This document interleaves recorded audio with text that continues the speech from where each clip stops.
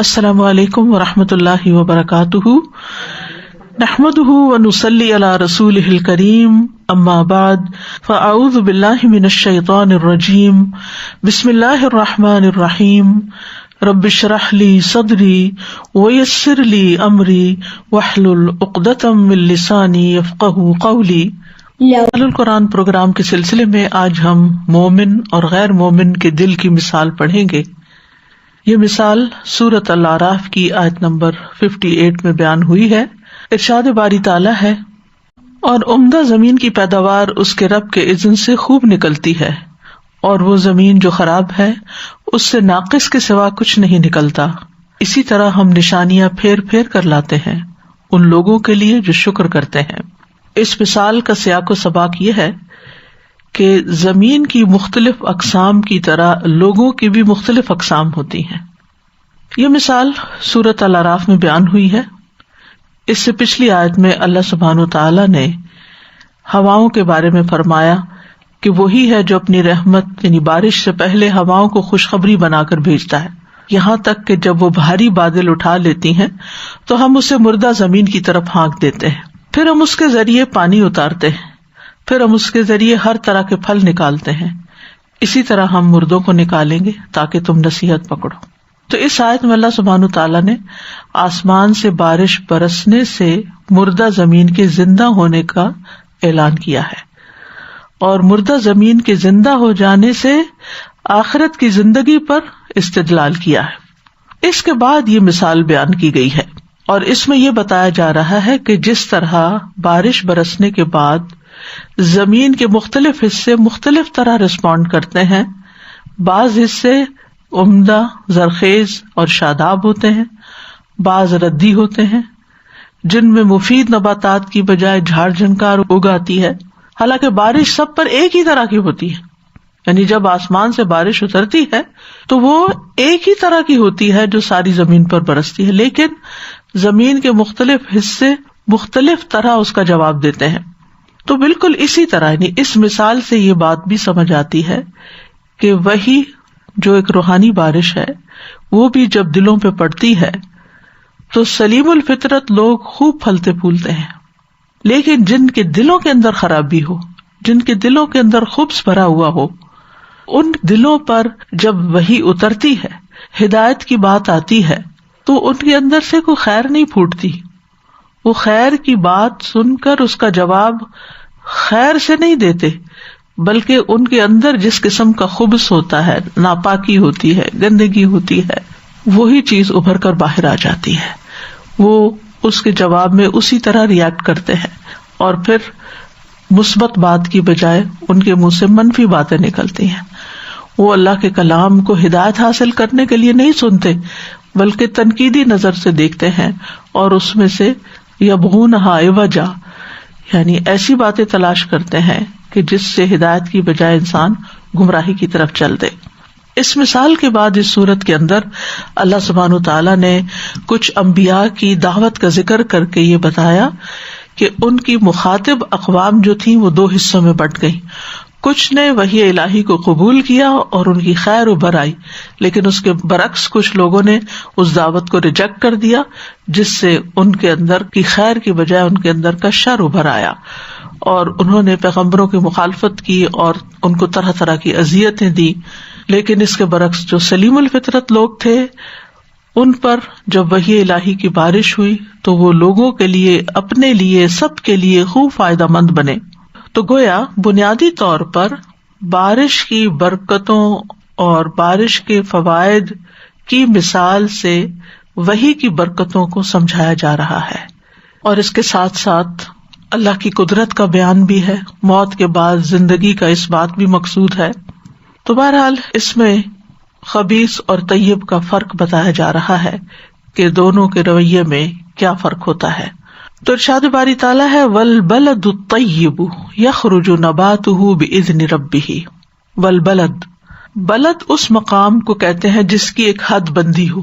جیسے آپ یہاں سے اگر ہائی وے پہ سفر کریں تو ایک جگہ آتی ہے جہاں پر مسیساگا اینڈ ہوتا ہے اور ملٹن وغیرہ شروع ہو جاتا ہے، تو وہ جہاں پر وہ لکھا ہوتا ہے کہ اینڈ آف دس سٹی، تو وہ ایک طرف سے پھر دوسری طرف سے پھر چاروں طرف سے، یعنی وال نہ بھی ہو، ایک باؤنڈری لائن ہوتی ہے جو اس شہر کو واضح کرتی ہے. تو بلد ایسی جگہ کے لیے آتا ہے جس کی حد بندی ہو اور وہاں لوگ آباد بھی ہوں. اس کی جمع بلاد ہوتی ہے اور بلدان بھی آتی ہے. تشبیہ کے طور پر یہ جو دو ابرو کے درمیان کی جگہ ہے اور اونٹ کا سینہ جو ہے اس کو بھی بلدہ کہتے ہیں کیونکہ یہ بھی محدود ہوتے ہیں، یعنی یہ جگہ جو ہے. اور بطور استعارہ انسان کے سینے کے لیے بھی یہ لفظ استعمال ہوتا ہے، لیکن یہاں مراد زمین ہے. والبلد الطیب، طیب کا لفظ جو ہے فعیل کے وزن پر ہے، یعنی صفت ہے. اور لغت کی کتابوں میں آتا ہے کہ طیب سے مراد ہر وہ چیز جس کو حواس خمسہ یعنی 5 سینسز یا ہمارا نفس لذیذ خیال کرتا ہے، اس کو اس میں لذت آتی ہے. اور یہ ہر وہ چیز ہوتی ہے جو خباثت سے پاک ہوتی ہے، تکلیف دینے سے پاک ہوتی ہے. کہا جاتا ہے فلان طیب القلب، فلاں پاکیزہ دل والا ہے، عمدہ دل والا، اچھے دل والا، جیسے ہم کہتے ہیں اس کا دل بڑا اچھا ہے.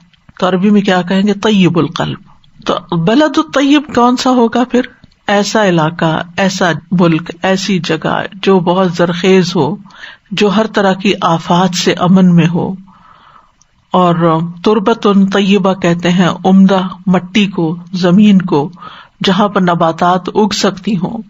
طعمت طیبہ حلال کھانے کو کہتے ہیں. ریح طیبہ نرم ہوا کو کہتے ہیں. تو یہاں پر طیب سے مراد یعنی وہ زمین جو اگانے میں بڑی بہترین ہو. نباتہ، نبت اور نبات جو ہے اس سے مراد ہر وہ چیز جو زمین سے اگتی ہے، خواہ تناور درخت ہو یا چھوٹی جڑی بوٹیاں ہوں. ہر وہ چیز جو زمین سے اگتی ہو وہ کیا کہلاتی ہے؟ نبات کہلاتی ہے. اور عام طور پر پھر نباتات جب بولا جاتا ہے تو اس سے مراد درخت نہیں بلکہ جڑی بوٹیاں وغیرہ یا ایسے پودے جن کے تنے نہ ہوں، سٹیم نہ ہوں. تو مطلب اس سے کیا ہے کہ والبلد الطیب، عمدہ زمین، زرخیز زمین، یخرج نباتہ، اپنی نباتات نکالتی ہے بڑی اچھے طریقے سے، آسانی کے ساتھ، جو بہت تر و تازہ ہوتی ہیں. بإذن ربہ، اپنے رب کے اذن سے. یعنی زمین کا اپنا کوئی کمال نہیں بلکہ رب اس کو حکم دیتا ہے کہ تم یہ نکالو تو وہ نکالتی ہے. اور جتنی مقدار میں نکالنے کا حکم ہوتا ہے رب کا اتنی ہی زمین وہ نکالتی. یہاں بنیادی طور پر وحی کو بارش کے ساتھ تشبیہ دی گئی ہے اور زمین کو انسانوں کے ساتھ. یعنی بلدۃ طیبہ سے مراد کون ہے؟ ایک اچھا انسان، اچھی نیچر کا انسان. اور یخرج نباتہ، یعنی اس کے اندر سے جو کچھ نکلتا ہے وہ بڑا عمدہ ہوتا ہے. ابن القیم رحمہ اللہ کہتے ہیں کہ پس وہ وحی جو اللہ آسمانوں سے دلوں پر اتارتا ہے، اللہ تعالیٰ نے اس وحی کو پانی کے ساتھ تشبیہ دی ہے، اس پانی کے ساتھ جو آسمان سے اترتا ہے، جس کے ساتھ زمین کو زندگی ملتی ہے. تو بارش کے پانی سے زمین زندہ ہوتی ہے اور قرآن سے، وحی کی بارش سے دلوں کو زندگی حاصل ہوتی ہے. اور دلوں کو زمین کے ساتھ تشبیہ دی گئی ہے کیونکہ دل وحی کو قبول کرنے کی جگہ ہے، جیسے زمین بارش قبول کرنے کی جگہ ہے اور اس سے پھر نباتات اگتی ہے. تو وہ دل جو وحی پر ایمان لاتا ہے اور اس کے ساتھ تزکیہ حاصل کر لیتا ہے اور جو کچھ اس وحی میں ہوتا ہے اس پر وہ عمل کرتا ہے، اس دل کو اس زمین کے ساتھ تشبیہ دی گئی ہے جو بارش کے ذریعے اپنی نباتات اگا دیتی ہے. کچھ زمینیں تو ایسی ہوتی ہیں جہاں نہری پانی وغیرہ ہوتا ہے، لیکن یہ وہ زمین ہے جو بارش پڑتے ہی اس کے اندر سے رویدگی ہو جاتی ہے.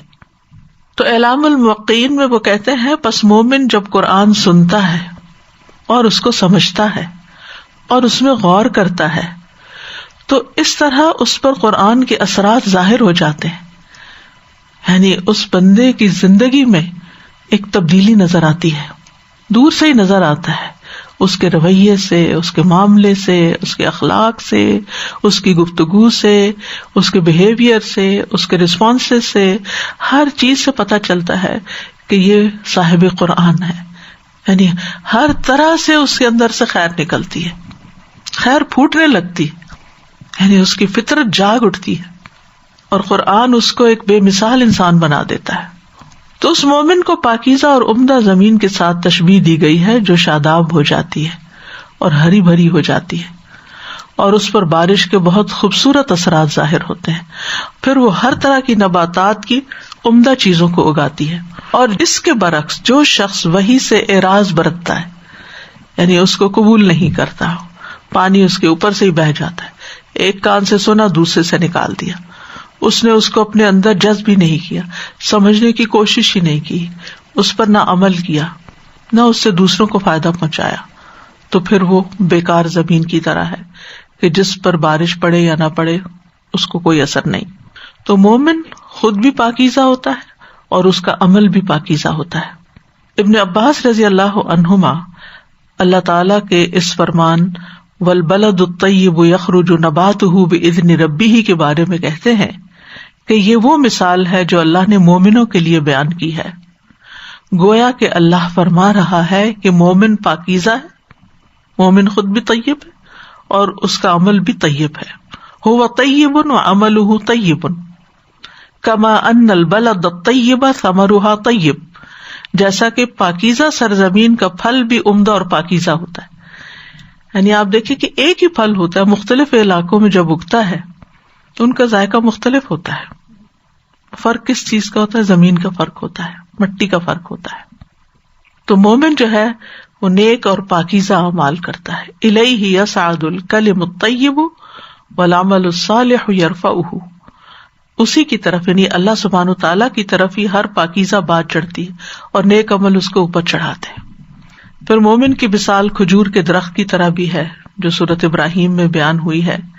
کیا آپ نے دیکھا نہیں کہ اللہ کس طرح کلمہ طیبہ کی مثال بیان کرتا ہے؟ جیسے ایک پاکیزہ درخت جس کی جڑ مضبوط ہے، اس کی شاخیں آسمان میں ہیں، وہ اپنے رب کے اذن سے ہر آن اپنا پھل دیتا ہے. اور اللہ لوگوں کے لیے مثالیں بیان کرتا ہے تاکہ وہ نصیحت پکڑیں کہ کس طرح ایک مومن جو ہے وہ کلمہ طیبہ کی طرح ہوتا ہے، یعنی پاکیزہ بات کی طرح کہ جس کے فوائد دور دور تک جاتے ہیں، تو اس کی زندگی بھی فائدوں سے بھرپور ہوتی ہے. یعنی مومن سراسر فائدے والا ہے. نبی صلی اللہ علیہ وسلم نے فرمایا مثل المؤمن مثل النخلۃ ما اخذت منها من شیء نفعک، مومن کی مثال کھجور کے درخت کی طرح ہے، تم اس سے جو بھی لوگے وہ تمہیں فائدہ ہی دے گی. اس کے پتے لو، اس کی جڑیں لو، اس کے تنے کو اٹھاؤ، اس کے پھل کو لو، اس کے کچے پھل کو لو، اس کے پکے پھل کو لو، اس کے خشک پھل کو لو، اس کی گٹلیوں کو لو، کوئی بھی چیز اس کی بیکار نہیں ہوتی، ہر چیز سے وہ فائدہ پہنچاتا. تو مومن اپنے ہر عمل سے فائدہ پہنچاتا اور خود بھی فائدے میں ہوتا، کیونکہ اس کی سوچ، اس کی نیت، اس کا ارادہ، اس کی ساری تمنائیں خیر پر مبنی ہوتی ہے، لہذا وہ اپنی نیتوں سے ہی اجر کماتا رہتا ہے. پھر جو بات اس کے منہ سے نکلتی ہے وہ خیر و بھلائی پر مبنی ہوتی، اس کے ذریعے وہ اجر کماتا ہے اور دوسروں کو بھی فائدہ دیتا. پھر وہ جو عمل کر کے دوسروں کے لیے ایک اچھی مثال بنتا ہے وہ بھی دوسروں کے لیے ایک سبق ہوتا ہے اور اس سے بھی اس کو فائدہ پہنچتا ہے. یہاں ایک بات قابل غور ہے، بِإِذْنِ رَبِّهِ، اپنے رب کے اذن سے.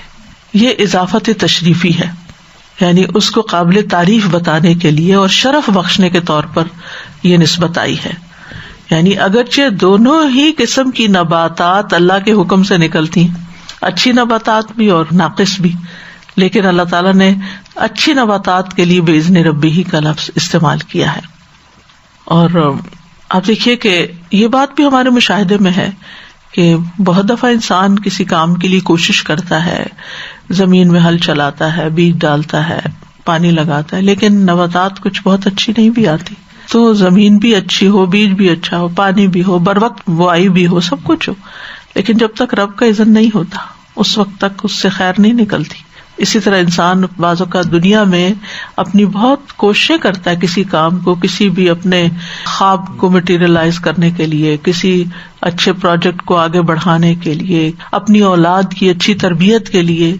تو آپ دیکھیے کہ ایک ہی گھر میں پلنے والے بچے، ایک ہی طرح کی بارش ان پہ برس رہی ہے، ایک ہی طرح کا سلوک ان سے ہو رہا ہے، لیکن ایک بچہ آپ سے بہت محبت کرتا ہے، دوسرا آپ کو پوچھتا بھی نہیں، ایک دین کی طرف آ جاتا ہے، دوسرا دین سے دور بھاگ رہا ہوتا ہے. تو یہ سب اللہ کے اذن سے ہی ہوتا ہے. یعنی اس سے انسان کو یہ بتانا مقصود ہے کہ محض انسان کی کوششیں اور نیتیں ہی کافی نہیں ہوتی جب تک کہ رب کا اذن نہ ہو، اللہ کی توفیق نہ ہو. آپ دیکھیے کہ شعیب علیہ السلام نے اپنی قوم سے کہا تھا نا کہ ان اريد الا الاصلاح ما استطعت وما توفیقی الا باللہ، میں تو حد الوسع اصلاحی کی کوشش کر رہا ہوں اور مجھے جو بھی توفیق ملی ہے اس کام کی وہ اللہ ہی کی طرف سے ملی ہے. تو کسی بھی انسان کی زندگی جب اپنے لیے اور اپنے آس پاس کے لوگوں کے لیے خیر اور برکت کا سبب ہوتی ہے تو وہ اس کو اپنا ذاتی کمال نہ سمجھے کہ یہ میری کوشش ہے، یہ میری محنت ہے، یہ میری قابلیت ہے، یہ میرا علم ہے، یہ میری لیاقت ہے، یہ میری محنت ہے. نہیں، سب کچھ بھی کر لو تو اصل میں تو اللہ کا اذن اور دی ہوئی توفیق ہی ہے. یعنی بعض اوقات زمین خراب ہوتی ہے تو اس پر فائدہ نہیں ہوتا، اور بعض اوقات کسی کے لیے اللہ کا اذن نہیں ہوتا. وہ کیوں نہیں ہوتا اس کی حکمت وہی جانتا ہے، کیونکہ اس کا اذن، اس کا ارادہ جو ہے حکمت پر مبنی ہوتا ہے کہ کس کے بارے میں وہ ارادہ کرے اور کس کے بارے میں نہ کرے، یہ فیصلہ اس کا ہوتا ہے. پھر اس کے برعکس فرمایا والذی خبث لا یخرج الا نکدا، اور وہ جو خبیث ہوتا ہے یعنی جو ردی ہوتا ہے، خسیس ہوتا ہے، لا یخرج الا نکدا، تو اس میں سے سوائے ناقص چیز کے کچھ نہیں نکلتا. خبیث جو ہوتا ہے ردی اور ناکارہ چیز کے لیے استعمال ہوتا ہے، جیسے لوہے کی میل ہوتی ہے اس کو بھی خبث کہتے ہیں. اسی طرح ٹوائلٹ جانے کی جو دعا ہے اللہم انی اعوذ بک من الخبث والخبائث، ناپاک جنیاں اور ناپاک جن. پھر اسی طرح قرآن مجید میں آتا ہے وَيُحَرِّمُ عَلَيْهِمُ الْخَبَائِث، اللہ تعالیٰ ان کے لیے ناپاک چیزوں کو حرام قرار دیتے ہیں، یعنی وہ چیزیں جو ممنوعات میں سے اور وہ جو طبیعت کے موافق بھی نہ ہوں. اور جہاں کلمہ طیبہ کی مثال آتی ہے اس کے برعکس کلمہ خبیثہ کی مثال بھی آتی ہے. وَمَثَلُ كَلِمَةٍ خَبِيثَةٍ كَشَجَرَةٍ خَبِيثَةٍ، ناپاک بات کی مثال ناپاک درخت کی سی ہے. اور اس میں ناپاک بات میں کفر، شرک، جھوٹ، چغلی، غیبت، حسد کی باتیں، یہ منفی باتیں، الزام تراشی، بہتان تراشی، یہ ساری چیزیں اس میں آتی ہیں. اور یہاں والذی خبث کا اشارہ کس کی طرف ہے؟ زمین کی طرف، یعنی وہ زمین جو گھٹیا ہوتی ہے. جیسے اگانے کے اعتبار سے پتھریلی اور شوریلی زمین جو ہوتی ہے، ایک وہ زمین ہوتی ہے جو پتھریلی ہوتی ہے، اس میں مٹی نہیں ہوتی بلکہ پتھر اور کنکریاں وغیرہ ہوتی ہے، اس میں کچھ نہیں اگتا. اور اسی طرح شوریلی زمین جو ہوتی ہے جس کے اندر سباخ عربی میں کہتے ہیں، یعنی شور اردو میں کہتے ہیں، یعنی نمکیات ایسے ہوتے ہیں کہ جس کی وجہ سے وہ زمین کچھ اگاتی نہیں ہے. بارش کا پانی اس پہ ٹھہرا رہتا ہے اور کیچڑ کرتا ہے اور مچھر پیدا ہوتے رہتے ہیں. تو الا نکدا، نکد کا لغوی معنی ہے مشکل اور قلیل مقدار، جو کہ بہت مشقت اور محنت کے ساتھ پیدا ہو. جب کسی کی زندگی بہت تنگ ہو جائے، اس میں بہت سختیاں آ جائیں تو اس کے لیے کہتے ہیں نکد عیشہ ینکد. جب کنویں کا پانی کم ہو جائے تو کہتے ہیں نکدت البئر. اور جب بہت مشکل معاملے والا شخص ہو تو کہتے ہیں رجل نکد، بڑا اوکھا آدمی، یعنی بہت مشکل ہے، اس سے ڈیل کرنا آسان نہیں. اسی طرح جو شخص کم دے یعنی بخیل ہو یا جس سے کوئی خیر نہ ہو تو اس کو بھی نکد کہتے ہیں. لسان العرب میں نکد وہ شخص ہوتا ہے جو کم عطا کرنے والا ہو. اور ناقۃ النکدا کہتے ہیں وہ سوٹنی کو جو بہت تھوڑا دودھ دے. تو اس سے یہ پتہ چلتا ہے کہ نکد کا لفظ جو ہے خیر قلیل کے لیے استعمال ہوتا ہے، یعنی قلیل نفع دینے والی چیز جس سے یا تو فائدہ ہو ہی نہ یا یہ ہے کہ فائدہ کم ہو. یعنی ہر وہ چیز جو شر کھینچ لائے، جس سے تکلیف ہو. قلیل خیر والی زمین ارض النکدہ. تو یہاں لا یخرج الا نکدہ یعنی بہت تھوڑی نباتات اگتی ہے اور وہ بھی غیر مفید ہوتی ہے اور بڑی مشکل سے پیدا ہوتی ہے اور اس کے کوئی پھل پھول وغیرہ بھی نہیں ہوتے. مطلب ایک معنی تو یہ ہوا کہ قلیل مقدار میں پیدا ہوتی ہے چیز جس سے فائدہ نہیں ہوتا کوئی، اور دوسرا یہ ہے کہ ایسی چیز کہ جس کے اندر کوئی خیر و برکت نہیں ہوتی، خیر و برکت روک دینے والی، فائدے اور برکت سے خالی چیز، یہ مراد ہے. بس یہ اگر یاد رہے نقد کا مطلب یہ کہ فائدے اور برکت سے خالی چیز. تو جو دل وحی الہی سے فائدہ نہیں اٹھاتا، اس کی وجہ سے تزکیہ حاصل نہیں کرتا، اس پر ایمان نہیں لاتا، اس دل کو اس زمین کے ساتھ تشبیہ دی گئی جو بارش سے کوئی فائدہ نہیں اٹھاتی، اور بارش پوری کی پوری اس پہ پڑتی ہے لیکن وہ نباتات بہت تھوڑی اگاتی ہے، یا ایسی نباتات اگاتی ہے کہ جس سے کوئی فائدہ نہیں ہوتا. تو مومن کے برعکس جو غیر مومن ہوتا ہے اس کی مثال یہاں پر دی گئی. ابن عباس کہتے ہیں کہ اس سے مراد وہ شخص ہے جو ایمان نہیں لاتا اور وہ شوریلی اور شور زمین کی طرح ہے جس سے برکات برآمد نہیں ہوتی. تو ایسا شخص خود بھی خبیث ہوتا ہے اور اس کا عمل بھی خبیث ہوتا ہے. اور اس آیت کے فوراً بعد نوح علیہ السلام کا قصہ بیان ہوتا ہے قرآن مجید میں.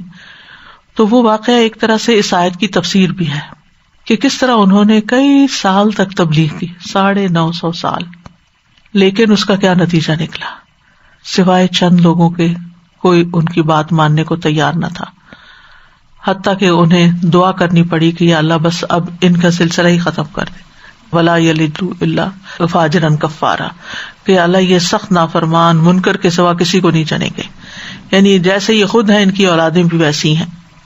اور یہ ہم دیکھتے ہیں کہ بعض اوقات کچھ خاندانوں کے اندر نسل در نسل خرابیاں ہوتی ہیں. یعنی بعض اوقات تو یہ ہوتا ہے نا کہ ایک اچھا خاندان ہے، اس کے بچے بھی اچھے ہیں، پھر نسل در نسل خیر ہے. کچھ کے اندر ملے جلے ہوتے ہیں، لیکن کچھ کے اندر نسل در نسل وہ بری عادتیں اور وہ شر جو ہے وہ ٹرانسفر ہوتا رہتا ہے. اور یہ بھی ہمیں یاد رکھنا چاہیے کہ ایک ہی گھرانے کے اندر بعض اوقات دونوں طرح کی مثالیں ملتی ہیں. تو اصل چیز جو ہے وہ اللہ کا اذن ہوتا ہے کہ جس کی وجہ سے کوئی وحی الہی سے فائدہ اٹھا پاتا ہے، اور جس کو توفیق ہوتی ہے اللہ سبحانہ وتعالیٰ کی طرف سے، اسے پھر اللہ ہی کا شکر ادا کرنا چاہیے اور اللہ ہی کی طرف رجوع کرنا چاہیے.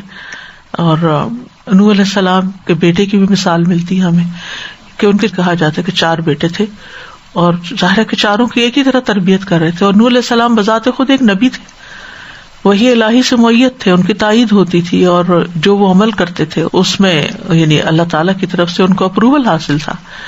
لیکن کس طرح اسی گھرانے کے اندر، اسی خاندان کے اندر ان کی بیوی اور ان کا ایک بیٹا جو تھا وہ ان کے طریقے پر نہیں چلا.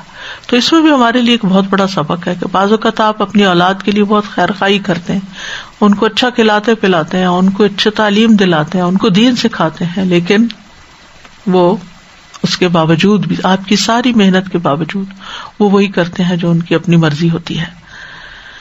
فرمایا کذالک نصرف الآیات لقوم یشکرون، اسی طرح ہم آیات کو پھیر پھیر کے لاتے ہیں ان لوگوں کے لیے جو شکر ادا کرتے ہیں. نصرف کا مطلب ہے تکرار کے ساتھ بار بار، پھر ایک طریقے سے پھر دوسرے طریقے سے، کبھی جنت کا شوق دلا کے، کبھی جہنم کی وعید سنا کے، کبھی کسی پچھلی قوم کا قصہ سنا کے، کبھی حکم دے کے، کبھی دل نرم کرنے والی کوئی بات، کبھی امثال کے ذریعے، مثالوں کے ذریعے. یعنی مختلف طریقے سے ہم ایک بات سمجھانے کی کوشش کرتے ہیں کہ لوگ سمجھیں. لیکن سمجھتا کون ہے؟ جو شکر گزار ہوتا ہے، یعنی جو اللہ تعالیٰ کی نعمت کا شکر ادا کرتے ہیں، اس میں غور و فکر کرتے ہیں، اس سے عبرت پکڑتے ہیں. تو مطلب یہی ہے کہ جو اللہ تعالیٰ کی وحی پر خوش ہوتے ہیں، شکر کرتے ہیں کہ اللہ تیرا شکر ہے، تو نے ہدایت کا رستہ دکھایا، تو نے یہ قرآن دیا اور اس کو ہمارے لیے محفوظ رکھا، تو نے ہمیں اس تک رسائی دے دی، ہم اس تک پہنچ گئے. یہ قرآن مجید تو 1400 سال سے ہے، اور ہماری زندگیاں بھی یعنی بعض اوقات بچپن سے ہم جانتے ہوتے ہیں لیکن اس توجہ اور شوق کے ساتھ اس کی طرف مائل نہیں ہوتے جو اللہ کے اذن سے زندگی کے کسی حصے میں ہو جاتے ہیں. تو پھر شکر ادا کرنے کا طریقہ یہی ہے کہ انسان خیر والا بن جائے، دوسروں کو خیر پہنچائے.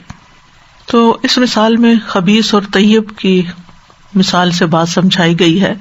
یہ مانوی اور اخلاقی اعتبار سے بھی لفظ استعمال ہوتے ہیں اور مادی اعتبار سے بھی، یعنی خبیث اور طیب کا لفظ جو ہے نا یہ دونوں طرح سے فزیکل سینس میں بھی استعمال ہوتا ہے اور مانوی اعتبار سے بھی. تو بہرحال یہ اولاد آدم کی مثال ہے، عمدہ زمین اور گھٹیا زمین سے جس کو مثال دی گئی ہے. مجاہد کہتے ہیں عمدہ زمین کی نباتات اس کے رب کے حکم سے پیدا ہوتی رہتی ہے، اور گھٹیا زمین سے گھٹیا نباتات ہی نکلتی ہے. اور یہ ساری اولاد آدم کے لیے ہے، یعنی اول سے آخر تک 2 طرح کے لوگ ہیں. اور پھر یہ بات بھی سمجھ میں آتی ہے کہ بارش کا پانی اسی زمین کو فائدہ دیتا ہے جو زمین پیاسی ہو، جس کے اندر طلب ہو اور جو اس کو جذب کرنے کی صلاحیت رکھتی ہو. اس کے برعکس جس کے اندر طلب ہی نہیں ہے، چاہے اس کے پاس ڈھیروں مواقع ہوں، وہ ان سے کوئی فائدہ نہیں اٹھاتا. پاکیزہ دل وحی کا اثر قبول کرتے ہیں لیکن ناپاک دلوں پر وحی کا کوئی اثر نہیں ہوتا. اور پاکیزہ دل جو ہے وہ خیر کثیر اٹھاتے، اور جتنی جس کے اندر طلب ہوگی، اس کی کوشش ہوگی، اس کو ملنے والی توفیق ہوگی، اتنا ہی زیادہ وہ اس سے فائدہ اٹھا سکے. اور جتنی زیادہ اس سے دوری ہوگی اور اس کے بارے میں بے نیازی ہوگی تو اس کو کوئی فائدہ اس سے نہیں پہنچے گا. اور اسی طرح کچھ لوگوں کو قلیل فائدہ پہنچتا ہے اور کچھ لوگوں کو کثیر فائدہ پہنچتا ہے.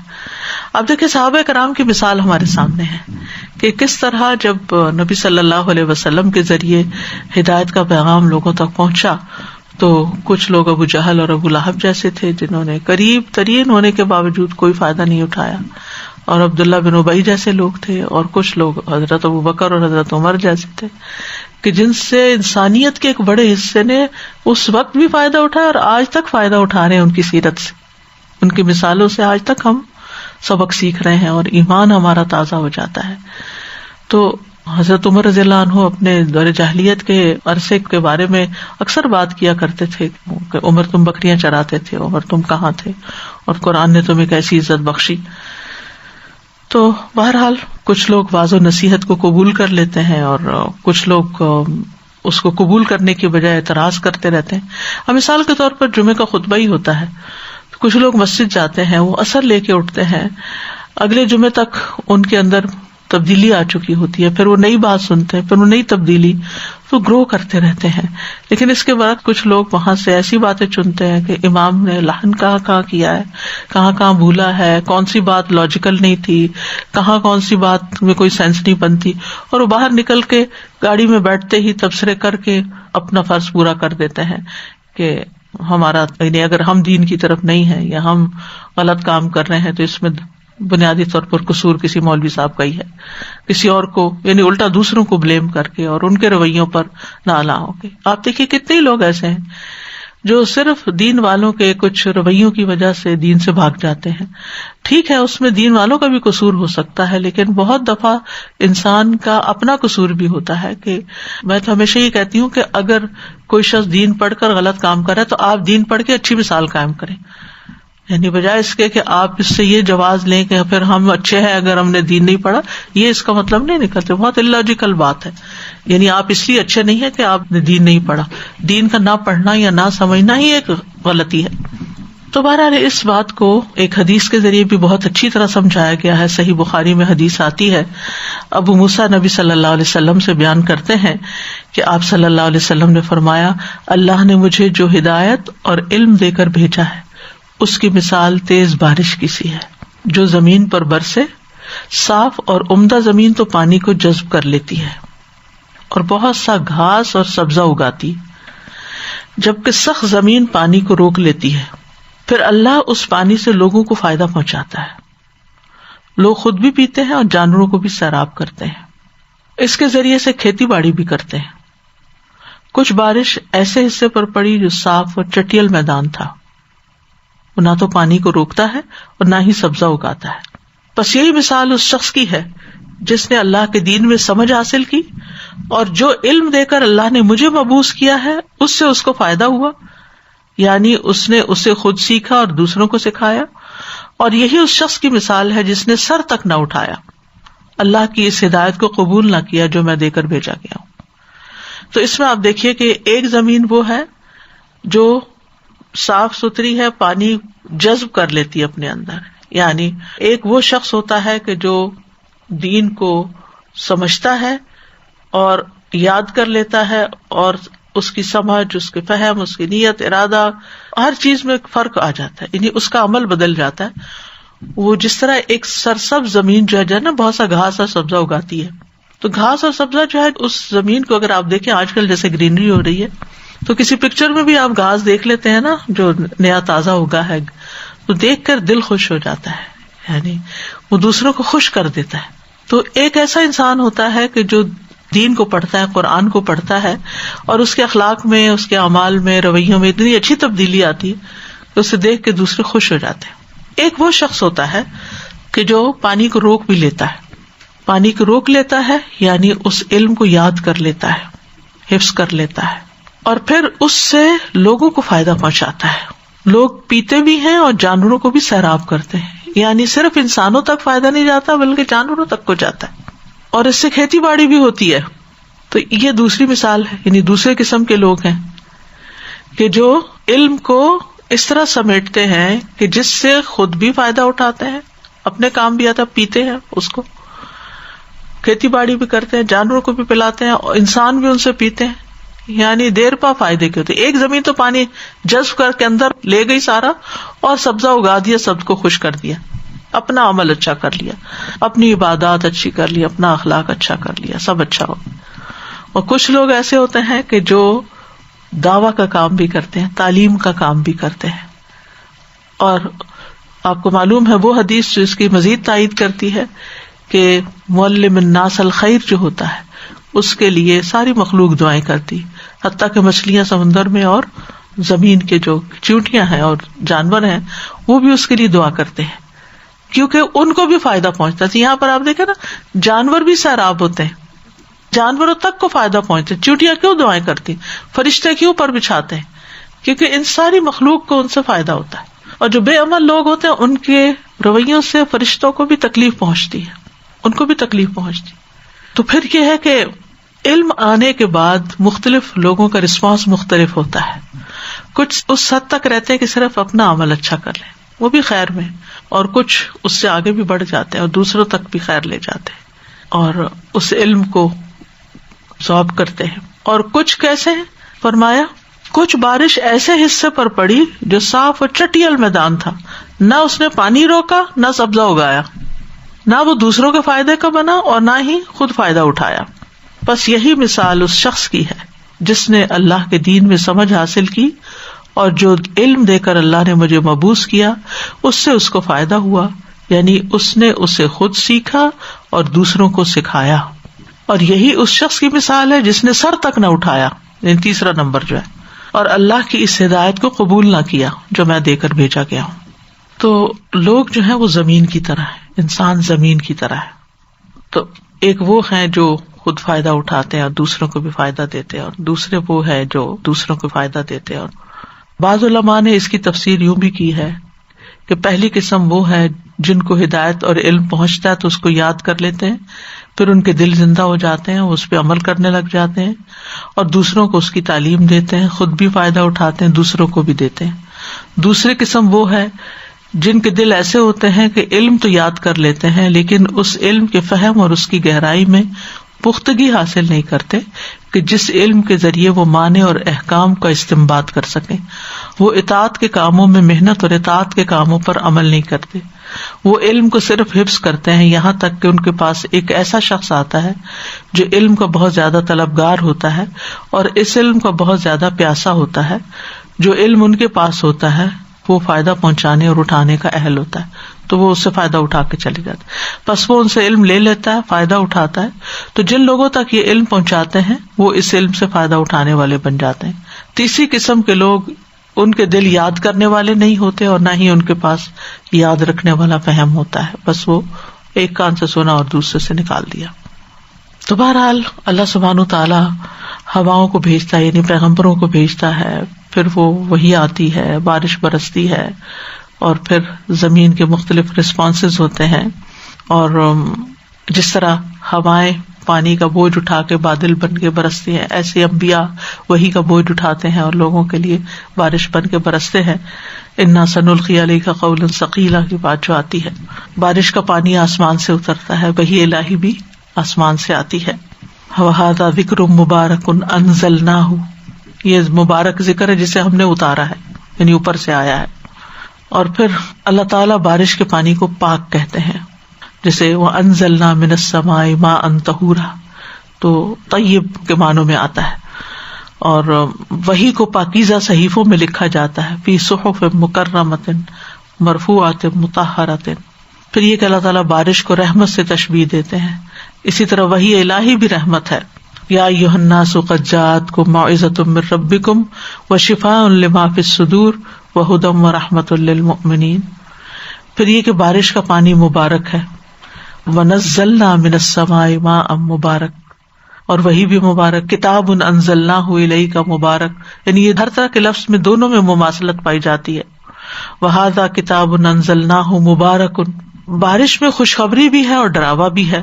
اور اسی طرح جو وحی آتی ہے اس میں بھی خوشخبری اور ڈراوا ہے.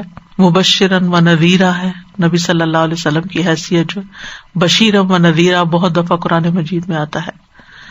پھر یہ ہے کہ وحی کی مثال بارش سے بھی دی گئی ہے قرآن مجید میں، جیسے سورۃ البقرہ کی آیت 19 میں ہم نے منافقین کی جو مثال پڑھی تھی اس میں پانی والی مثال میں او کصیب من السماء سے مراد وہی لی تھی. پانی جو ہے اس میں زندگی ہے، ہر زندہ چیز پانی سے پیدا ہوئی ہے. تو وحی کی پیروی میں بھی زندگی ہے، جیسے یا ایھا الذین آمنوا استجیبوا للہ وللرسول اذا دعاکم لما یحییکم، اے لوگو جو ایمان لائے ہو، اللہ اور اس کے رسول کی دعوت قبول کرو جب وہ تمہیں اس چیز کے لیے دعوت دے جو تمہیں زندگی بخشتی ہے. پانی سے جسم کی زندگی ہے، وحی سے روح کی زندگی ہے. ہم انسان جو ہے جسم اور روح دونوں کا مرکب ہے. تو قرآن کے ذکر کے ساتھ آسمان سے پانی اترنے کا ذکر بھی آتا ہے، اور آسمان سے اترنے والے پانی سے طرح طرح کی نباتات اگتی ہیں، مردہ زمین پر ہریالی آ جاتی ہے. اسی طرح وحی سے سینے منور ہو جاتے ہیں، انسانوں کا اخلاق درست ہو جاتا ہے. پھر اللہ سبحانہ وتعالیٰ سورۃ الرعد میں ایک مثال بیان کرتے ہیں بارش کی، جس کے ذریعے اللہ حق اور باطل کا فرق واضح کرتے ہیں. اور پھر اسی طرح یہ ہے کہ ایک ہی پانی سے مختلف طرح کے پھل اگتے ہیں.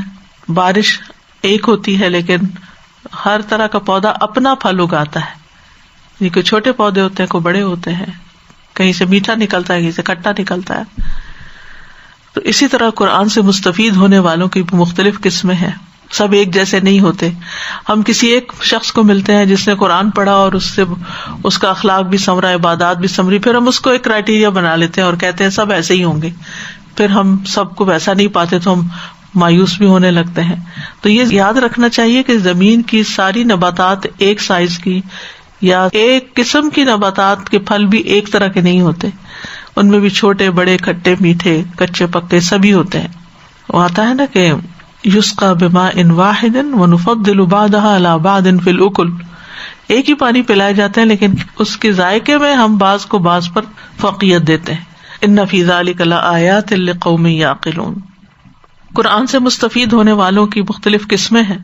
ثم اورثنا الکتاب الذین اصطفینا من عبادنا فمنهم ظالم لنفسه ومنهم مقتصد ومنهم سابق بالخیرات بإذن اللہ ذلک هو الفضل الکبیر. سورۃ فاطر کی آیت نمبر 32 ہے. پھر ہم نے اس کتاب کے وارث اپنے وہ بندے بنائے جنہیں ہم نے چن لیا، ان میں سے کوئی اپنے آپ پہ ظلم کرنے والا ہے، قرآن پڑھ کے سیکھ کے سمجھ کے پھر وہی کا وہی اپنے اوپر ظلم کرتا ہے، کوئی عمل نہیں بدلا. ان میں سے کوئی میانہ رو ہے، بیچ بیچ کی راہ چلتا ہے، اور ان میں سے کوئی نیکیوں میں آگے نکل جانے والا ہے اللہ کے حکم سے. یہاں بھی آپ دیکھیں بِإِذْنِ اللہ ہے. ذَلِكَ هُوَ الْفَضْلُ الْكَبِيرُ، یہی بہت بڑا فضل ہے. تو لوگ ہمیشہ آپ کو دو طرح کے ملیں گے، کچھ لوگ بہترین لوگ ہوتے ہیں اور کچھ لوگ بدترین لوگ ہوتے ہیں. انسان کو یہ بات یاد رکھنی چاہیے کہ سب لوگ برابر نہیں ہیں. جب ہمارا واسطہ اچھے لوگوں سے پڑتا ہے تو ہم خوش ہو جاتے ہیں، اور جب ہمارا واسطہ اپنی مرضی کے خلاف لوگوں سے پڑتا ہے تو ہم ہر وقت الجھے رہتے ہیں. ہم ہر وقت یہ چاہتے ہیں کہ دوسرا میری خواہش میری مرضی کے مطابق تبدیل ہو جائے. ہم اپنے اسپاؤزز سے یہی چاہ رہے ہوتے ہیں، ہم اپنی اولاد سے یہی چاہتے ہیں، ہم اپنے رشتوں سے یہی چاہتے ہیں، ہم اپنے دوستوں سے یہی چاہتے ہیں کہ وہ ہماری مرضی کے مطابق تبدیل ہو. جبکہ یہ اصول کلیہ قاعدہ بھول جاتے ہیں کہ اللہ نے سب لوگ ایک جیسے بنائے ہی نہیں ہیں. ان کو اسی ویلیو پر لیں جس کے وہ ہیں، جس قیمت قدر کے وہ ہیں یا جس طرح کے وہ ہیں ان کو اس طرح ہی ایکسپٹ کریں، تو آپ کی زندگی بڑی آسان ہو جائے گی. جب آپ کو پتا ہوگا کہ اس شخص سے جب واسطہ پڑے گا شر ہی سامنے آئے گا، تو ایکسپیکٹ کریں اور پریپیئرڈ رہیں کہ آپ نے کیسے بچنا ہے. دیکھیں نا، جوہر کا پانی ہے، اس میں کیچڑ ہے، مچھر ہے، گندگی ہے، آپ کیوں اس میں پاؤں رکھتے ہیں؟ آپ کنارے سے بچ کے نکلیں، چاہے لمبا راستہ ہو بچ کے نکلیں. اور کچھ لوگ جو ہے نہیں، وہ اسی کے اندر سے گزرنا چاہتے ہیں تو لتڑ پتڑ ہو جاتے ہیں. کیونکہ ہر خاندان میں، ہر آپ کے ملنے جلنے والوں میں آپ سمجھ رہے ہوتے ہیں کہ کچھ لوگوں کی عادت یہ ہوتی ہے ادھر سے بات اٹھائی ادھر لگا دی، اس کی غیبت، اس کی چغلی، اس کا حسد، اس کی برائی. تو آپ جو ہی دیکھیں اس شخص کو آپ چوکنے ہو جائیں کہ اب میرا امتحان آ گیا کہ میں نے اب کیا کرنا ہے. کچھ لوگ ہوتے ہیں انتہائی بد زبان ہوتے ہیں، گالی گلوچ، بدتمیزی، بد اخلاقی، بلیم کرنا، ان کا شار ہی پھوٹتا رہتا ہے ان کے منہ سے. سیدھے منہ بات ہی نہیں کرتے. تو اب آپ کو پتہ چل گیا نا کہ یہ ایسا ہے, تو پھر آپ نے محتاط ہونا. آپ اس کو نہیں بدل سکتے, کوئی کسی کو نہیں بدل سکتا, نہ اللہ نے لوگوں کے کنٹرول میں دیا. یہ ہو سکتا ہے کہ بعض لوگ کسی خوف سے, کسی اتھارٹی کے ڈر سے اپنا شر تھوڑا روک کے رکھے, لیکن جہاں ان کو یہ خوف نہیں ہوگا, کمزور کسی کو دیکھیں گے تو جہاں ان کو موقع ملے گا بد اخلاقی کرنے کا تو وہ باز نہیں آئیں گے. وہ کہتے ہیں ان کا کھانا ہضم نہیں ہوتا جب تک کہ وہ اس طرح کی حرکتیں نہ کر لیں. انہوں نے تو کرنی ہے. تو آپ محتاط رہیں کہ آپ ان کو موقع نہ دیں کہ وہ اپنا سارا نزلہ آپ پہ گرائیں. آپ بچ کے رہیں. لوگوں میں ہر طرح کے لوگ ہوتے ہیں اور ہمیں یہ بات سمجھ جانی چاہیے. کچھ بہترین ہوتا ہے, کچھ بدترین ہوتا ہے.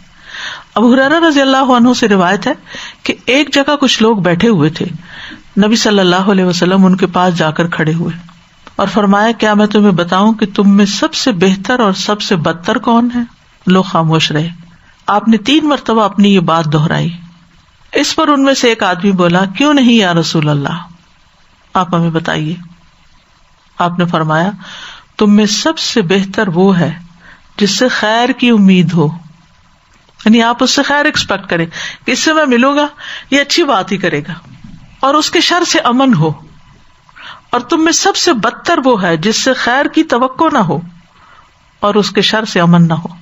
کچھ لوگ ہوتے ہیں نا جن سے آپ دل ہی دل میں ڈر رہے ہوتے ہیں, اب یہ ملیں گے نا آپ سے تو ایسی کوئی چبھنے والی بات آپ کو کریں گے کہ آپ کو تکلیف پہنچنی ہے, کیونکہ کانٹوں والی جھاڑی کے پاس سے گزر رہے ہیں آپ کانٹوں کی شاخ اٹھا لینا تو کہیں نہ کہیں سے کسی نہ کسی طرح کچھ نہ کچھ لگ جاتا ہے.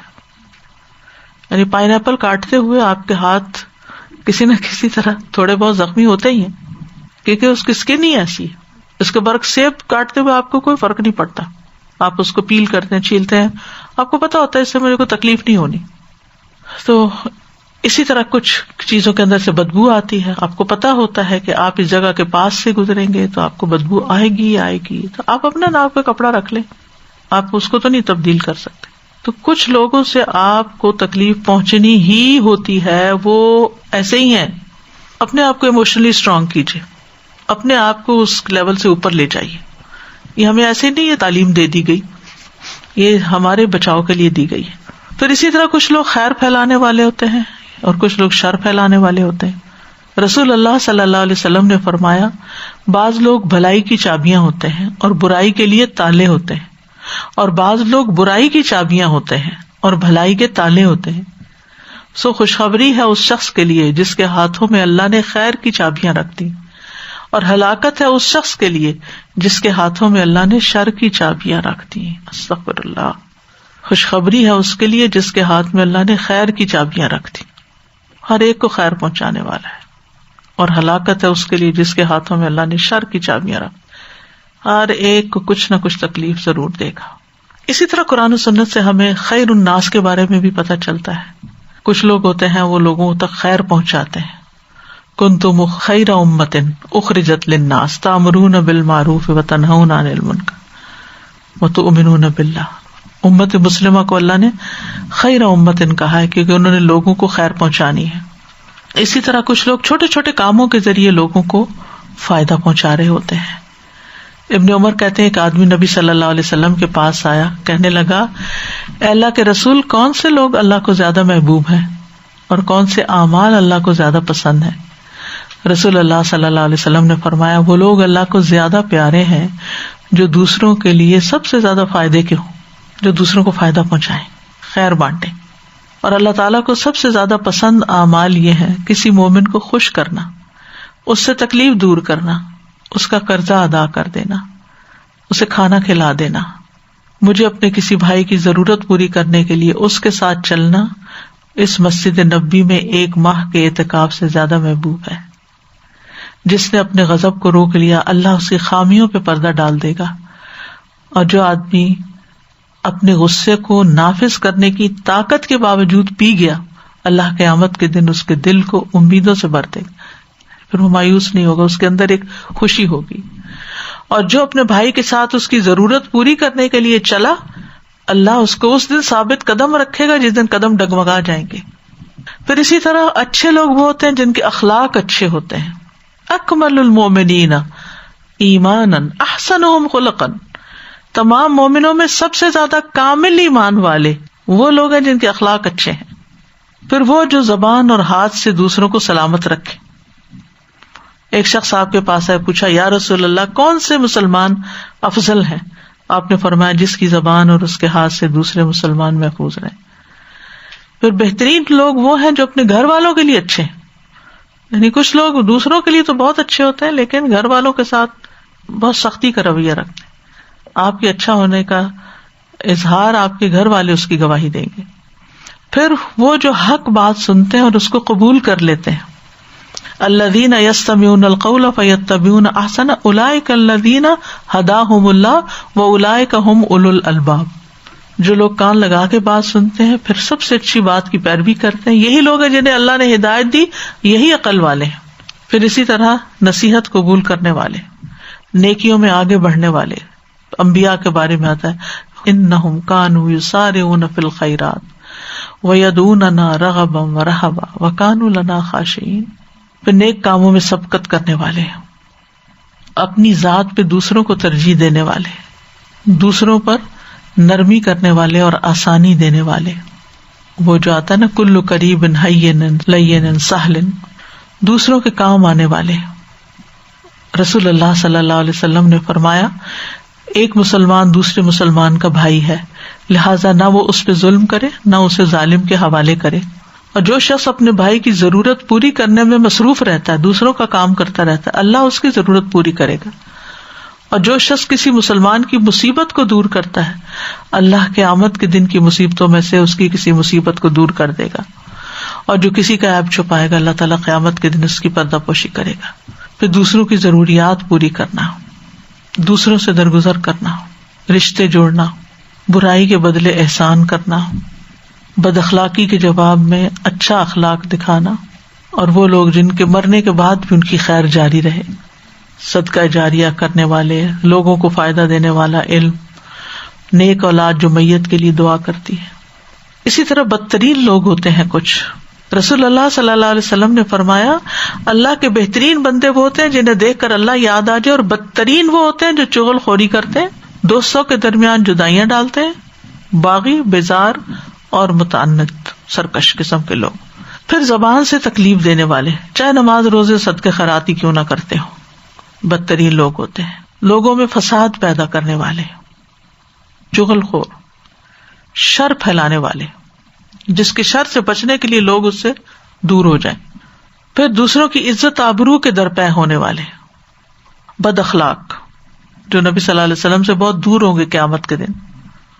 پھر حسد، بغض، حرص، تکبر جیسی صفات کے حامل، کھلا کھلا گناہ کرنے والے، فحاشی کی اشاعت کرنے والے، خیر کے کاموں میں سستی کرنے والے، خیر سے روکنے والے، بخل کرنے والے، نہایت کنجوس لوگ، لڑائی جھگڑے کرنے والے. تو کرنے کا کام یہ ہے کہ اس آیت پر غور و فکر کریں، اور اس کے نتیجے میں جو سبق حاصل ہوتا ہے کہ ایک اچھے انسان کی جو ڈیفینیشن یہاں پتہ چلتی ہے کہ وہ وحی الہی کو خوشی سے قبول کرتا ہے اور اس کی زندگی میں تبدیلی آتی ہے اور خوبصورت تبدیلی آتی ہے. تو ہمیں اپنا جائزہ لینا چاہیے کہ قرآن مجید اور دین پڑھنے کے بعد ہمارے اندر کیا تبدیلی آئی ہے، اور پھر یہ کہ ہم اپنی ذات سے دوسروں کو فائدہ پہنچانے والے ہوں. اور بعض علماء کہتے ہیں کہ بارش جتنی زمین کو فائدہ دیتی ہے، قرآن اس سے زیادہ انسانوں کو فائدہ دیتا ہے. تو ہمیں دیکھنا چاہیے کہ ہم نے کس حد تک فائدہ اٹھایا ہے، اور قرآن کو اپنی زندگی میں لازم کر لیں، اور اس کے لیے دل، زبان اور اعضاء سے شکر ادا کریں. اور شکر کیا ہے؟ اللہ کی اطاعت کے کام کرنا شکر ہے. ابو عبد الرحمن الحبلی کہتے ہیں نماز ادا کرنا شکر ہے، روزے رکھنا شکر ہے، ہر خیر کا کام جو آپ اللہ کی رضا کے لیے کرتے ہیں شکر ہے. اور سب سے افضل شکر اللہ کی حمد بیان کرنا ہے، تسبیح کرنا. تو اللہ تعالیٰ سے دعا ہے کہ اللہ سبحانہ وتعالیٰ ہمیں اپنی پسند کا بنا لے. اللہم انفعنا بالقرآن العظیم واجعلہ لنا اماما ونورا وہدی ورحمہ. اللہم ذکرنا منہ ما نسینا وعلمنا منہ ما جہلنا وارزقنا تلاوتہ آناء اللیل وآناء النہار واجعلہ لنا حجۃ یا رب العالمین. رب اوزعنی ان اشکر نعمتک التی انعمت علی وعلی والدی وان اعمل صالحا ترضاہ وادخلنی برحمتک فی عبادک الصالحین اللہم انی اسألک فعل الخیرات وترک المنکرات وحب المساکین وان تغفر لی وترحمنی وَإِذَا أَرَدْتَ فِتْنَةَ قَوْمٍ فَتَوَفَّنِي غَيْرَ مَفْتُونٍ وَأَسْأَلُكَ حُبَّكَ وَحُبَّ مَن يُحِبُّكَ وَحُبَّ عَمَلٍ يُقَرِّبُنِي إِلَى حُبِّكَ اللہم الف بین قلوبنا واصلح ذات بیننا واہدنا سبل السلام ونجنا من الظلمات الى النور وجنبنا الفواحش ما ظہر منها وما بطن وبارک لنا فی اسماعنا وابصارنا وقلوبنا وازواجنا وذریاتنا وتب علینا انک انت التواب الرحیم وجعلنا شاکرین لنعمتک مسنین بہا قابلیہا واتمہا علینا یا رب العالمین اللہم انی اعوذ بک من منکرات الاخلاق والاعمال والاہواء لا الہ الا انت سبحانک انی کنت من الظالمین ربنا آتنا فی الدنیا حسنۃ وفی الآخرۃ حسنۃ وقنا عذاب النار ربنا تقبل منا انک انت السمیع العلیم وتب علینا انک انت التواب الرحیم وصلی اللہ تعالی علی خیر خلقہ محمد وعلی آلہ واصحابہ واہل بیتہ اجمعین برحمتک یا ارحم الراحمین.